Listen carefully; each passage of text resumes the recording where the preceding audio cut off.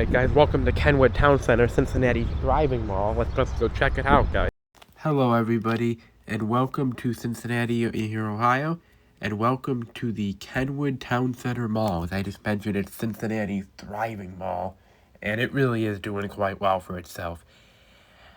I visited on this trip total more than 10 malls, 11 malls, and Fayette Mall was close number 2, but this was the busiest mall I went to. It was full of life.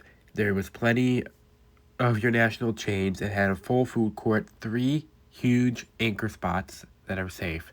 And it had a mix of your family-style stores like Bath & Body Works, but it also had Gucci and as well as the Apple Store. So it has a very diverse mix of stores, and I think that sets this mall really up for future success because you can mix pretty much everybody, from people that are making 6-figure salaries to the people that are paycheck to paycheck like yours truly. Now, I will say that the history of this mall is very, I don't want to say very long, but it is very complex, but I will get into it. So, it was originally known as just a plaza. It was originally known as the Kenwood Plaza, which was a linear strip shopping center, so like your typical strip plaza you see now, and it opened in 1956. Now, at first, it was only anchored by the Cincinnati-based McAlpin's, which we did mention, earlier in the Dillard's video, that it later did become a Dillard's store. Now, a S and H Pogue store, if I said that right, was in business by 1959. Now, the plaza, when it was first built, it was on a 34-acre, which is 140,000 square feet tract north of downtown Cincinnati. Now, the site, it is not located in the physical city limits, which is why you see online that it's mentioned as being in Cincinnati, but the reason why I call it being in Kenwood is because it's not officially in the city limits. I just think this is one of those things where you see it mentioned, in other areas where they title everything within the 30 radius as the city. Like where I live, they could say I live in Buffalo, but I do not live in the city of Buffalo. I can assure you of that. So this is officially Kenwood.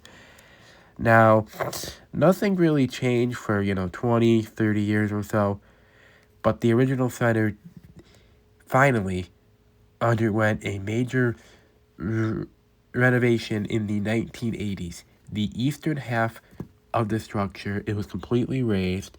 The western portion and the 2 anchor spots that I mentioned before with the McAlpin and the S.H. Pogue, they were incorporated into the first phase of a 100,000 square feet enclosed shopping mall, which was of course named into the Kenwood Town Center.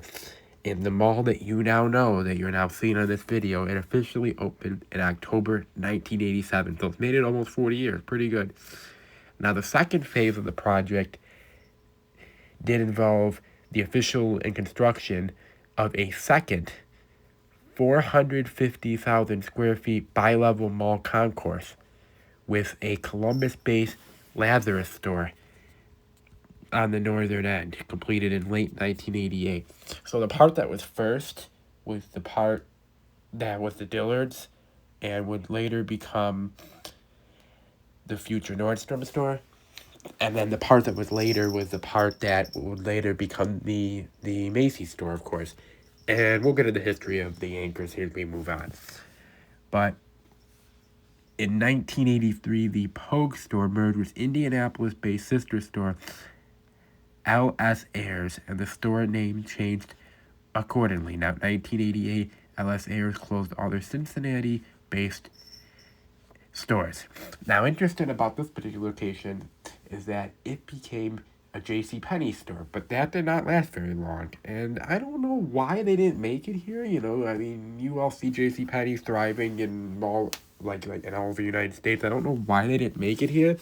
Maybe because it's too upper class or whatever reason, or maybe JCPenney was just didn't make money here for whatever reason, but they didn't last, and they ended up closing in 1993. Birmingham, Alabama-based Parisian, if I said that right, purchased the location in 1993, the same year Penny's closed. Now, that store closed February 2007, after that company was officially bought by the Bell Company of Charlotte, North Carolina. Now, for whatever reason, Belk did not want to function here. They didn't want to be here. I don't know if they felt that it was too north for them. I don't know if they just didn't think it would fit well into their needs. I don't know. But that space that would later become what is now in the Nordstrom store. So at least they got a very good anchor. I mean, and honestly, Nordstrom stores, I mean, they're more upper class and they tend to be busier than the Belk stores that I've seen. And honestly, from what I'm reading, Belk is not doing that well. And a couple of Belks that I went to, such as that one up in the Ashland Mall, didn't look the best.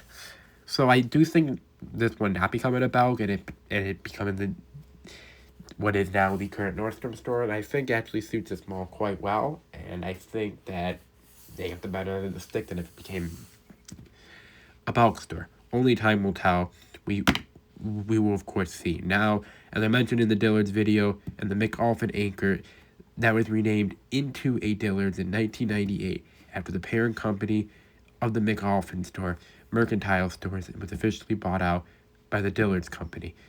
Now, and the Lazarus store built during the 1988 remodel that was of course named into Lazarus Macy's in 2003 and became Macy's in 2005. Now there was a second remodel in 2007, which that of course raised, that then the anchor spot that was at the end, and it was completely built for the Nordstrom store. So, they continued to remodel this mall, they continued to add changes, and while there's some parts of this mall that I'm sure that were more aesthetically pleasing than what you see now, I will say that them continuing to put money into the mall does continue to draw people, and I think that the current owners of this mall, which if I didn't mention that, the current owners are the Brookfield property groups. They know how to run malls. They don't let malls die, and honestly, they will take care of this mall. I have no doubt about that, but we'll get into more of that at the end. And then in 2018, Macy's officially announced, which, as you know, this is a big area for them, as their former headquarters were here no longer in Cincinnati, but they revealed their Kenwood location was one of their Growth 50 stores, meaning that it is one of their top performing locations nationwide, which I mentioned in the Macy's video. That's why the store is not going anywhere. And it did receive a series of renovations, including new carpet and paint, and that's also when the Starbucks store is added, as well as the Macy's backstage. So that Macy's is not going anywhere unless for some reason the whole company goes belly up, but I don't see that happening anytime soon. Then in 2019, the space that was a junior anchor of the Forever 21 filed for Chapter 11 bankruptcy and protection, and they originally planned on closing the store at the time, but they, of course, would later close because the whole company ended up closing earlier this year, but that's obviously not the mall's fault, and hopefully and they can fill that. Now, in 2019, this mall did implement a youth escort policy in response to a fight that was at the mall, which that policy did require teens that were 18 and under to be accompanied by an adult over the age of 21. And when you hear that, you think that it's great because you want people to be safe, and I'm all for that. I don't want to see anybody getting hurt.